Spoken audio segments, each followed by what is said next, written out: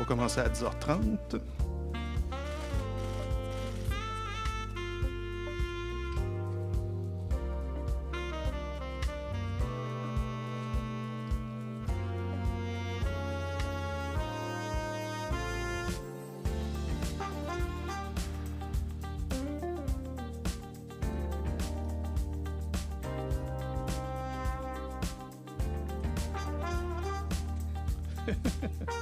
Donc, les personnes que vous avez devant vous, au centre, c'est Julie Bouchard, la présidente de la FIC.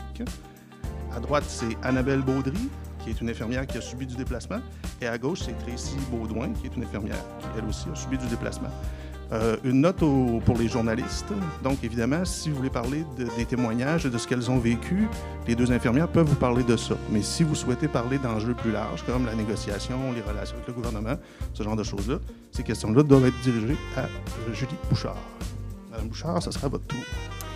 Alors, bonjour tout le monde. Merci de vous être déplacés. Premièrement, je tiens à remercier Annabelle et Tracy qui ont volontairement accepté de venir témoigner pour l'ensemble de la population du Québec aujourd'hui. On le sait que dans le réseau de la santé, entre autres, il y a un certain omerta qui plane toujours. Donc, voilà pourquoi que c'est tant difficile souvent de faire témoigner des professionnels en soins qui vivent des choses très difficiles sur le terrain. Et Annabelle et Tracy ont accepté de le faire, même si, à quelques occasions, encore une fois, il y a des gestionnaires, entre autres, qui menacent de représailles suite à des dénonciations de la sorte. Alors, sachez que nous sommes là pour vous et qu'aujourd'hui, le témoignage que vous allez livrer est d'une très grande importance.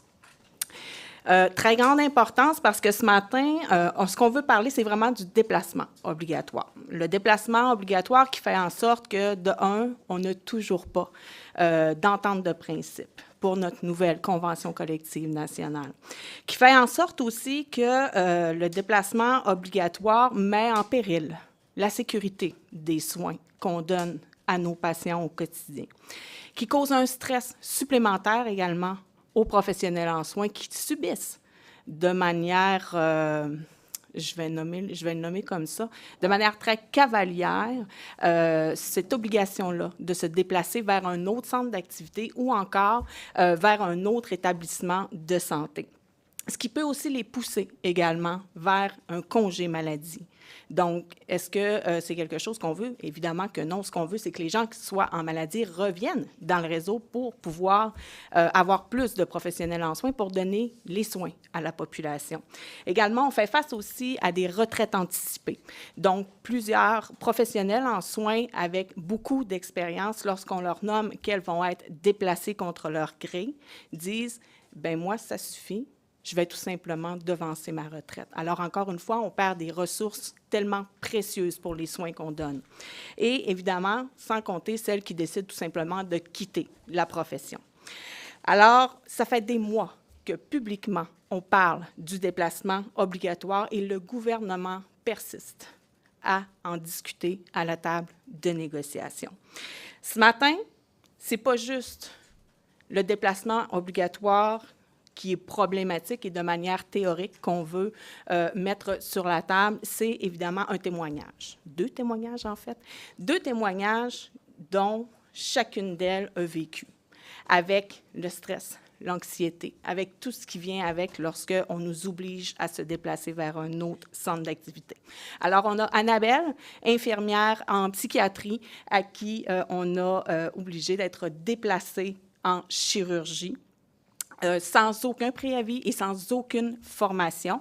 Et on a Tracy qui est infirmière en suivi de naissance et également en vaccination qui, elle, on l'a obligée à prendre en charge des bébés de quelques heures de vie, évidemment, la famille qui vient avec. Alors, elles vont vous démontrer vraiment les problématiques qui sont liées à tout ça et qui sont bien concrètes. Mais avant, j'ai quand même 2 petites précisions à vous faire. À la FIC, on dit déplacement obligatoire. Le gouvernement lui parle de flexibilité volontaire. Alors, qui dit vrai? Eh bien, c'est important que chacune d'entre nous sache que le déplacement volontaire existe déjà dans les conventions collectives. Alors, c'est écrit qu'une une professionnelle en soins peut toujours se porter volontaire pour un déplacement.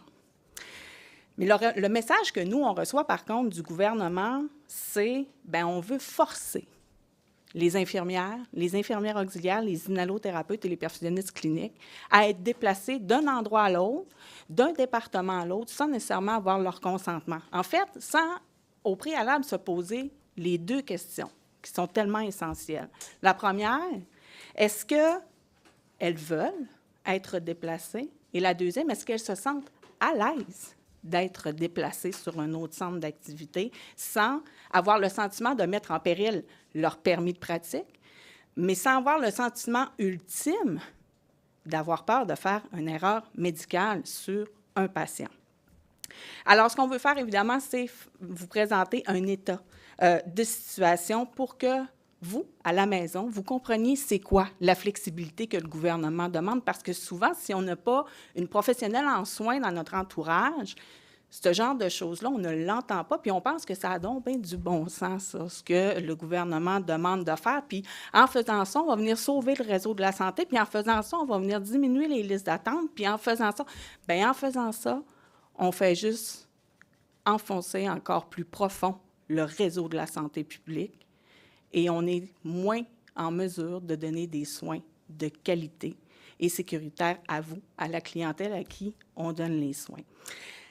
Et là, j'entends souvent également, mais là, la FIC est tellement exigeante en négociation. C'est pour ça que vous n'avez pas encore de convention collective. Pour nous, la sécurité des soins ne sera jamais une exigence. Au contraire, c'est primordial, dit de s'y attarder. Alors, si on dit que le déplacement obligatoire vient mettre en péril la sécurité des soins, eh bien, est-ce que ça fait de nous des femmes qui sont exigeantes? Peut-être, mais on est exigeante en lien avec les soins qu'on a à donner à la population. Alors, sans plus tarder, je vais passer la parole à Annabelle. Bonjour, moi c'est Annabelle Baudry. Je suis infirmière depuis 2021 à l'hôpital de Granby. Je suis en psychiatrie depuis 2021. C'était mon choix numéro 1 en fait. En fait, en juillet dernier, avant d'arriver sur mon corps de travail, je travaille de soir. J'arrive un petit peu avant 16 heures. On m'avise que je serai déplacée sur une unité de débordement de chirurgie. Moi, j'ai fait ma formation en 2020 et 2021. Là, c'était mes derniers stages. On s'entend que c'était en plein pendant la pandémie. La majorité de mes stages en chirurgie ont été annulés, en médecine également. Je le dis à un membre de la gestion, je dis, je ne suis pas à l'aise. Je n'ai jamais été, en tant qu'infirmière non plus, je n'ai jamais été là. Je suis en psychiatrie depuis que j'ai gradué. On réitère, on dit non, c'est toi la plus jeune, c'est toi qui vas y aller. Je réitère mon refus. J'ai dit, mon ordre professionnel me recommande, c'est en dehors de mes habiletés, de mes connaissances. On s'entend qu'en psychiatrie, je ne fais pas de soins physiques du tout. C'est tout autre chose. Moi, ce que j'ai dit, c'est que je ne mettrais pas ma licence en jeu. Je ne ferai pas des choses que je ne suis pas habilitée à faire. La direction insiste. Elle empêche même le corps de jour de s'en aller. Ils voulaient qu'on fasse un consensus. Si on dit Annabelle, elle ne veut pas y aller, parfait. Il y a quelqu'un qui va y aller, par contre. Ils ont obligé le corps de jour à rester. On s'entend que je commence à 16 heures, il est rendu 17 heures. J'ai des collègues qui ont des enfants, qui travaillent de jour, qui n'avaient pas le temps de rester jusqu'à la fin du corps à minuit, là. Ils ont commencé à s'en aller. Finalement, un membre de la gestion a dit « Parfait, vous pourrez être libéré, mais Annabelle, tu y vas. » Je réitère, je dis « Non, je ne peux pas y aller. Je ne peux pas y aller. » Aussi à noter, on était déjà en manque de personnel sur mon département. Donc, ils voulaient me déplacer quand même. La direction fait des appels, elle essaie de trouver des solutions, parce que moi, c'est catégorique, je n'irai pas. On me dit, bon, là, c'est ta faute s'ils sont dans le jus en chirurgie. Je veux dire, en haut, ils t'attendent. Là, il y a des patients qui n'ont pas de soins. Je dis, bon, c'est pas grave, je n'irai pas. Je vais prendre les conséquences. Je me dis, il n'y a aucune conséquence aussi grave que de tuer quelqu'un, parce que je ne sais pas ce que je fais. Fait que je continue avec ça. Je demande pendant ce temps-là à un membre de la gestion, je dis, bon, OK, là, vous m'empêchez de faire quoi que ce soit. Là, je peux-tu au moins aider mon équipe? Parce qu'on est déjà en manque. Je veux dire, il faut que j'aille sur le plancher, c'est agité. Vite, en psychiatrie, là, ça peut dégénérer. On me dit, oui, c'est beau, OK, travaille un peu, là, je continue à faire des appels. Il est rendu 19 h. Un membre de la gestion vient me voir. Il dit, Annabelle, bon, tu n'es plus requis sur le département. Retourne chez toi. Je fais, bon, Parfait, je vais retourner chez moi. À 2 autres reprises, durant l'été, on m'a demandé de retourner en chirurgie ou sur d'autres départements de médecine, par exemple. Là, je m'étais bien renseignée, je m'étais dit, bon, je vais vérifier qu'est-ce que je peux faire, pas faire. J'ai dit mes conditions. J'ai dit, je ne prendrai pas de patient à ma charge, mais je vais faire des soins que je suis capable de faire. Je vais aider les équipes. Je vais prendre des signes vitaux, des glycémies, donner de la médication. Ça, je suis capable de faire ça. Je peux vous aider. On m'a dit aux 2 autres reprises, non, c'est pas grave, Annabelle, reste où est-ce que tu es, on n'a plus besoin de toi. En gros, ce que ça a causé à mon état, puis à mes collègues aussi, c'est beaucoup d'anxiété. Parce qu'on se dit, j'arrive sur mon corps de travail, qu'est-ce qu'ils vont me dire? Ils vont me dire, va-t'en en chirurgie ou retourne chez vous. Je veux dire, les comptes, il faut qu'on les paye. On ne peut pas se faire suspendre tout le temps comme ça parce qu'on dit qu'on ne peut pas faire certains soins. J'ai même pensé à changer de profession. Je suis infirmière depuis 2021. Ça s'est passé cet été. Je me suis dit, bon, je suis nouvelle, je peux faire une autre formation, je suis encore jeune, je peux faire autre chose. Mais est-ce que c'est réellement la solution? On n'a pas tout le temps pour ça. J'ai de nombreux collègues qui ont vécu la même chose que moi, qui ont été déplacés finalement parce qu'ils l'ont fait. Ça a causé énormément d'anxiété, puis des manques même. Parfois, les personnes disaient, bon non, je ne rentrerai pas carrément, tout court. Fait qu'en rétrospective, c'est vraiment pas, c'est pas une option là, d'être déplacé d'un département à un autre quand tu t'es pas formé et que tu le dis. Fait que ça, c'est mon histoire. Merci. Tracy? Bonjour, moi je m'appelle Tracy Baudouin, je suis infirmière clinicienne, ça fait 13 ans. Et puis ça fait 6 ans que je suis en périnatalité petite enfance, je suis en CLSC. Donc moi, mon travail principalement, c'est m'occuper des mamans quand elles sont enceintes. Le but, c'est de mettre autour d'elles les services qu'elles ont besoin, que ce soit nutritionnistes, travailleurs sociaux. Puis ensuite de ça, on s'occupe de leur retour à domicile une fois qu'elles reviennent du centre de naissance, qu'elles ont accouché. Bref, je fais aussi la vaccination des bébés, je m'occupe du développement des enfants, tout ça. Donc, moi, c'est mon domaine, c'est communautaire. Le milieu hospitalier, ça fait des années que je n'ai pas touché à ça. Je me rappelle pas de tout, je me souviens pas de toutes les techniques et tout ça. Bref, l'an passé, on était à peu près au mois de mai.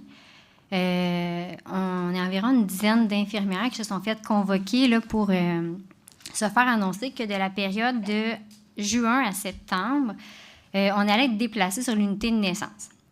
Parce que, dans le fond, il fallait remplacer la période estivale, tout ça. Puis, les infirmières avaient des vacances. Puis, bon, OK. Fait qu'on dit, OK, on va les remplacer. C'est bien. On va faire quoi? On a combien de jours d'orientation? Bien là, on nous dit, vous allez avoir 7 jours d'orientation en jumelage avec quelqu'un. Puis, ça va bien aller. Puis là, on s'est dit, est-ce qu'on va l'aider dans le sens... Moi, je sais faire comme ma collègue disait, je peux faire... des pressions, des glycémies, faire des choses comme ça, mais pas prendre des patients à charge. Là. On dit non, vous allez prendre des patients à charge, vous allez être formés pour ça. Et là, nous, on sait que le département, l'unité de naissance, là, c'est un département qui est hyper effervescent, que les situations peuvent retourner d'un bord ou de l'autre, ça peut se mettre à mal aller dans le temps de dire, puis il faut que tu aies les connaissances, compétences requises. Nous, les infirmières, là, sur l'unité de naissance, sont tellement bonnes, mais ils ont beaucoup de pratiques. Ils ont même des simulations d'état d'urgence, tout ça. Nous, moi, je suis à des années-lumière de là. Puis j'ai des collègues avec moi aussi, là, que eux autres, ça fait 28 ans, 30 ans qu'ils n'ont pas été dans le milieu hospitalier. Ça ne l'a pas fait. Là. Il y en a qui ont parti à la retraite, puis ça ne fonctionnait pas. Bref, moi, de mon côté, j'ai jamais voulu aller travailler au centre de naissance parce que j'avais trop peur qu'il arrive quelque chose à un bébé.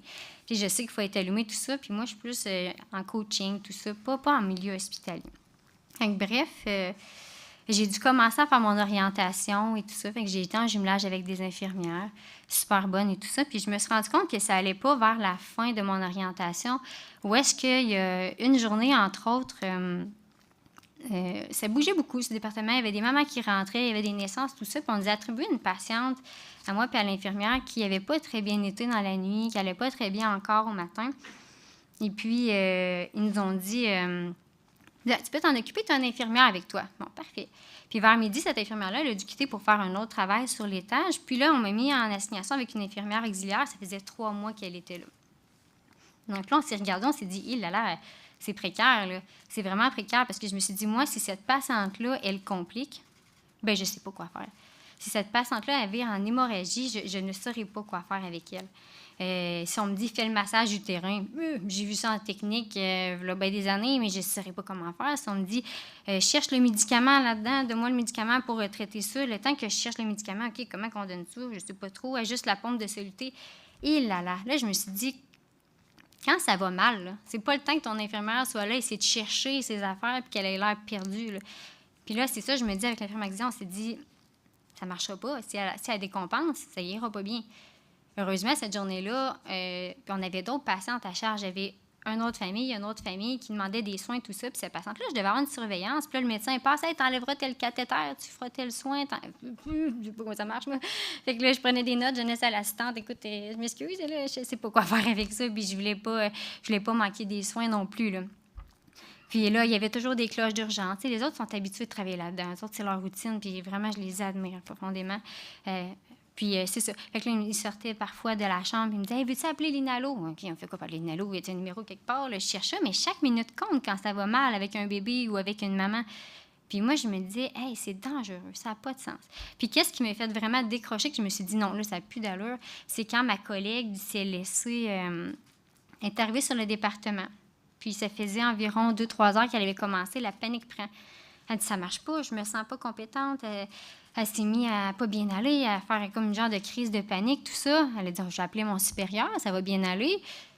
Elle appelle le supérieur dit, tu le sais, là, dans le fond, qu'est-ce que j'ai pas dit au début, là, c'est que si on manquait une journée d'orientation, exemple, qu'on manquait des journées sur le département, on avait des sanctions. Ça pouvait passer de la suspension jusqu'au congédiement si on manquait 3 journées dans notre orientation. Et ça, c'est un bout qui est important. Fait que là, qu'est-ce qu'il lui a dit? Il a dit, ben gars, ma chère, va prendre un café, va prendre une petite bouffée d'air, puis tu sais ce qu'il faut que tu fasses. Si tu t'en vas, tant pis pour toi, tu vas avoir des conséquences. Donc là, elle, c'était trop pour elle. Puis je la comprends parce qu'on a des responsabilités légales. Ça n'a pas de sens qu'on nous oblige de rester là. Elle n'était pas en mesure de travailler. Puis l'ordre des infirmières est décisive là-dessus. C'est que tu travailles quand tu n'es pas correct, tu n'es pas cognitivement correct, puis tu fais des erreurs, tu ne seras pas protégé. D'ailleurs, si on fait des erreurs et qu'on accepte de faire des choses qu'on n'était pas capable de faire, bien, on n'est pas protégé. Bref. Fait que c'est à ce moment-là que je me suis dit, hey, ça se peut pas ce qui nous arrive en ce moment dans le domaine de la santé, qu'on soit là avec des patients qu'on a à charge. Puis, tu sais, si je pense à tous les autres métiers, exemple à la quincaillerie, on a Mario, là, ça fait 25 ans qu'il est là à la quincaillerie, il s'occupe de la plomberie, elle connaît son affaire, c'est un expert dans son domaine. Tu arrives là, tu sais qu'il ne te vendra pas n'importe quelle affaire. Tu sais, il est bon. On sait que son boss n'arrivera pas le lendemain pour dire « Hey, Mario, demain, là, tu t'en vas à la décoration, puis tu vas passer le reste de ta carrière là, puis si ça ne fait pas ton affaire, bien, tu seras suspendu. » Bien, si on prend Mario, puis on l'amène là, comment il va se sentir? Il va être découragé. Peut-être la décoration, il n'y en a rien à foutre. Peut-être qu'il va dire hey, « ça me tente plus. Hey, moi, toute l'expertise que j'avais en plomberie, comment je me sentais bon, là, je me sens pas bon, je me sens inefficace. » Bien, c'est ça qui nous arrive à nous en ce moment. Moi, je suis experte dans mon domaine en petite enfance, j'adore ça. C'est vraiment un beau métier. Mais tu ne peux pas me prendre et m'envoyer une place où est-ce que je suis encore moins bonne qu'une débutante, parce que celles qui sortent de l'école, ils ont quand même assez à jour les techniques hospitalières. À nous autres, pas toutes. Donc là, j'étais là, puis j'avais l'air d'un chien dans un jeu de quilles au centre naissance. Je me disais, aïe, je peux pas croire que je suis rendue là. Ça se fait pas, ça. Fait que moi, ce que j'ai à dire, c'est que, tu sais, si vraiment le gouvernement, son but, c'est de nous prendre puis nous déplacer comme ça partout, bien, ils vont être tous nos Mario dans nos départements. Pour être vraiment professionnel, pour être bon, ça prend 1 an là, sur le département pour se sentir à l'aise à temps plein sur un département, puis ça en prend 5 pour être expert. Si nous, on fait 3-4 places en 20 semaines, quand est-ce qu'on va l'accumuler, notre année ou notre 5 ans? Bien, des Mario, on en a besoin partout. Puis ces Mario-là, en ce moment, on est en train de les perdre. Puis je fais l'allusion que nos infirmières spécialisées, celles que ça fait longtemps qu'ils sont là, bien là, en ce moment, ils se retrouvent à être le pilier d'une équipe instable. Donc, toute la responsabilité repose sur leurs épaules. Puis si on ne veut pas qu'ils craquent, on ne peut pas leur imposer des équipes nouvelles tout le temps. Puis ce que j'ai à dire, moi, par-dessus tout, c'est que dans une semaine, je passe plus de temps au travail avec mes collègues qu'avec ma propre famille. Puis qu'est-ce qui est important dans la vie, je pense, de chacune des infirmières, c'est d'avoir une stabilité. C'est d'avoir, à un moment donné, là, tu sais, au début, on s'en attend qu'on va faire la queue de veau à l'hôpital les premières années. On n'a pas d'enfants. De soir, Denis, m'en fous, ne me dérange pas. Mais là, quand à un moment donné, tu te stabilises, que là, avec ton expérience, tu réussis à avoir un poste, avec ton bac, tu as réussi à te rendre plus loin, que tu te retrouves à retomber comme ça, n'importe comment, puis ton expertise, que l'employeur fait des années qu'il te paye, il n'est même pas considéré, mais ça ne peut pas marcher. Ça ne peut pas marcher. Si on ne peut pas s'enraciner dans notre milieu de travail, créer des liens avec nos collègues, se sentir à l'aise, se sentir compétent, la base, qui veut aller travailler dans la vie pour se sentir pas compétent? Personne. Donc, c'est la même chose pour nous. Puis, je pense que c'est vraiment important que le gouvernement reconsidère sa façon de fonctionner. Puis, les déplacements comme ça, c'est pas avantageux pour le patient. Parce que moi, je peux vous dire une chose, là, si vous, votre famille, votre belle-fille est en train d'accoucher, moi, je parle pour l'accouchement, mais ça peut être pour n'importe quel milieu, est en train de décompenser. Vous avez clairement pas envie que la petite infirmière de se laisser essayer de pitonner sa machine de sauter, puis « Hey, ça marche pas, est-ce qu'il y a une question? » C'est pas le temps, là. Puis un petit bébé, quand ça décompense, là, les filles, pour vous donner un exemple, là, ils gèrent à tous les jours des hémorragies, des détresses respiratoires et tout ça. Et moi, non, pas vraiment. Donc, j'ai pas envie, moi, qu'un petit bébé arrive quelque chose ou une maman parce que j'ai pas été assez rapide. Donc, le message, c'est qu'il faut absolument, absolument respecter l'expertise de nos infirmières. Puis je trouve qu'en ce moment, on en a beaucoup trop perdu. J'en connais plein. J'ai une infirmière super bonne qui travaille avec nous autres, avec les familles vulnérables, qui avait 30 ans d'ancienneté, puis qui est partie parce qu'elle avait trop peur, elle aussi, de faire du mal. On ne veut pas vivre avec l'erreur. Les gens disent que l'erreur est humaine, mais dans notre domaine, elle ne l'est pas. Parce que moi, ma collègue, peu importe qui, si on a une erreur, aussi petite soit-elle, on ne vit pas bien avec ça. Imaginez-vous si ça cause des décès, si ça cause des...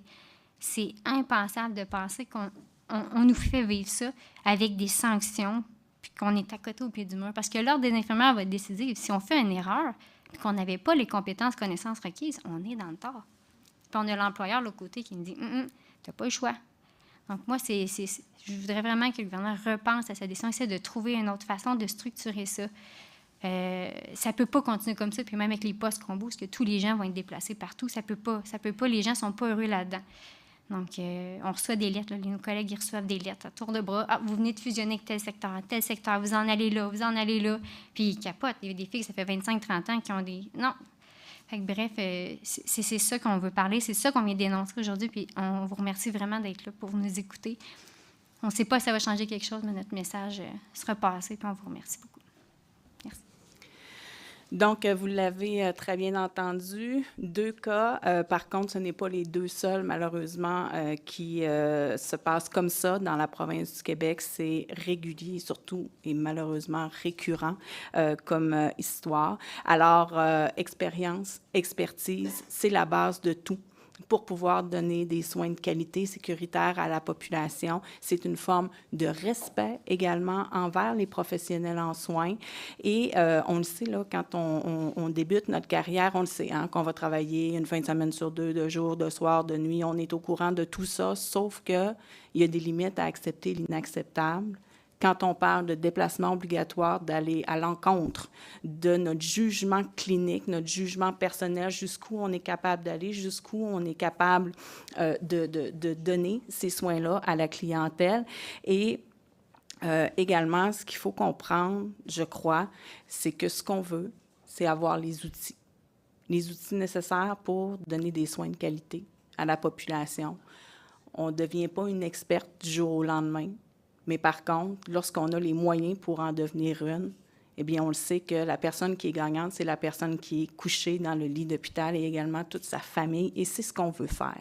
Alors, évidemment, c'est ce qui bloque présentement à la négociation, et on aimerait sincèrement qu'on arrête de penser que le déplacement obligatoire, que la flexibilité telle qu'elle est nommée par le gouvernement, soit la solution à tout, et que sans cette flexibilité-là, eh bien, le réseau de la santé ne cessera pas, dans le fond, de s'effondrer. Au contraire, de bonnes conditions de travail pour les professionnels en soins, de bonnes conditions de soins, c'est la clé du succès. On ne veut plus avoir de professionnels en soins qui quittent à cause du déplacement obligatoire, du temps supplémentaire obligatoire. Ce sont toutes des conditions de travail qui sont néfastes pour la suite, pour la survie du réseau de la santé.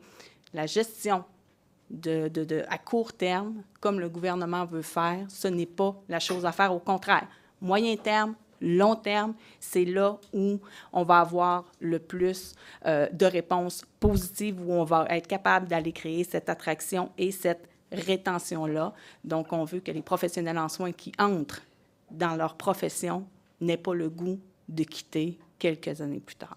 Alors voilà, merci. Merci beaucoup.